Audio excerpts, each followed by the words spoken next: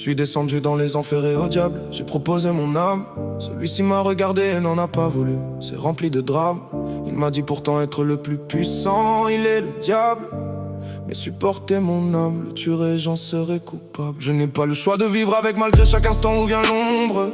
Il s'est approché et a dit qu'il ne voulait pas non plus de mon cœur sombre. Si même le diable n'en veut pas, alors je vivrai dans la douleur. J'espère qu'il verra mes tourments et aura une profonde rancœur. Je suis assis dans la profondeur des ténèbres, tard dans la nuit. Je ramasse chaque partie de mon être qui s'est détruit. Je ne peux pas m'en débarrasser, mais je me sens pourtant si vide.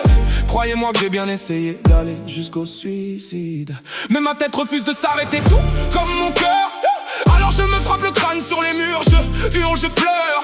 Je vois dans le miroir un homme triste aux yeux injectés de sang. Et à l'intérieur de mes pupilles, il n'y a pas de sentiment, c'est le néant. J'ai vécu comme dans des montagnes russes, mais j'espère vite descendre.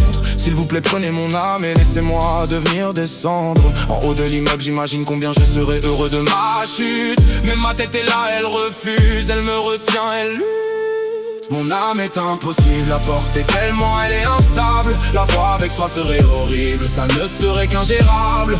Même le diable refuse d'en parler, il se censure. Tendez l'oreille si vous le voulez, vous n'entendrez pas ces murmures. Il ne s'en approchera jamais parce qu'il en a une méfiance. Il préfère mille fois me voir loin, il préfère mon absence.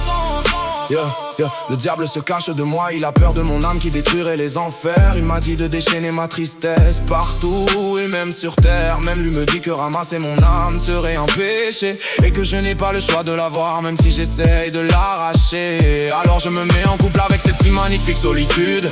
Je ressens le désespoir m'envahir, je constate cette lassitude. Je frappe le miroir qui me reflète dans un élan de colère. Et je sors sous la pluie priant le diable de toute ma misère. Mon âme restera avec moi, elle fera office de ma mémoire. Elle sera là pour me rappeler que je ne vis que dans le noir. Que je suis un adepte de tout ce qui touche au chaos. Que même si j'essaye de me battre, je finirai par tomber KO. Je n'ai même pas le droit de me permettre d'être juste un fantôme. Je n'ai pas le droit de contempler le paradis et son royaume. Je dois juste accepter de mettre des bandages sur mes blessures. Que ma peau craquelle et que mon sang coule des fissures. Bordel, mais pourquoi le diable aussi a choisi de me laisser le silence? Pourquoi il ne fait rien pour moi, lui qui est avide de violence? Celui qui aime jouer avec les âmes dans la profondeur des abîmes. D'après lui, avoir mon âme serait un châtiment, ça serait un crime. Mon âme est impossible à porter tellement elle est instable. La voir avec soi serait horrible, ça ne serait qu'ingérable. Même le diable refuse d'en parler, il se censure. Tendez l'oreille si vous le voulez, vous n'entendrez pas ces murmures.